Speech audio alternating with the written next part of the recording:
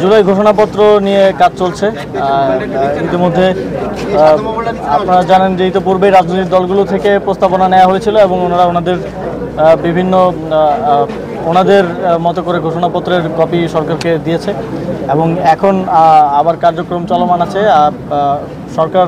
সরকারের পক্ষ থেকে চেষ্টা হচ্ছে যে আগামী 5 আগস্ট যদি ঘোষণাপত্রটা দেওয়া যায়, তবে সেক্ষেত্রে অবশ্যই রাজনৈতিক ঐক্যমত্যে আসা প্রয়োজন। আপনারা জানেন যেহেতু সবার ঐক্যমতের ভিত্তিতে আমরা একটা ঘোষণাপত্র দিতে চাচ্ছি, তো আশা করি রাজনৈতিক ঐক্যমত্য শেষে 5 আগস্ট ঘোষণাপত্র, জুলাই ঘোষণাপত্র পাঠ করা সম্ভব হবে। মাননীয় উপদেষ্টা, এই গত আন্দোলনে যারা শহীদ হয়েছেন বা যাদেরকে হত্যা করা হয়েছে, এইসব আসামিদেরকে এই আদালত থেকে জামিন দেওয়া হচ্ছে, এই বিষয়টা আপনি কিভাবে দেখছেন?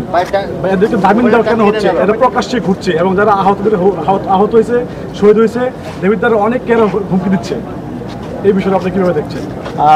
এ বিষয়ে কিছু কথা আমার কেন এসেছে এবং আমি আইন মন্ত্রণালয়ের সাথে এই বিষয়ে কথা বলবো যে যদি কোনো নিয়মের ব্যত্যয় করে কিংবা দুর্নীতি করে কাউকে জামিন দেওয়া হয় এবং এই বিষয়গুলোতে আইন মন্ত্রণালয় তাদের নিয়ম অনুযায়ী ব্যবস্থা নেবে।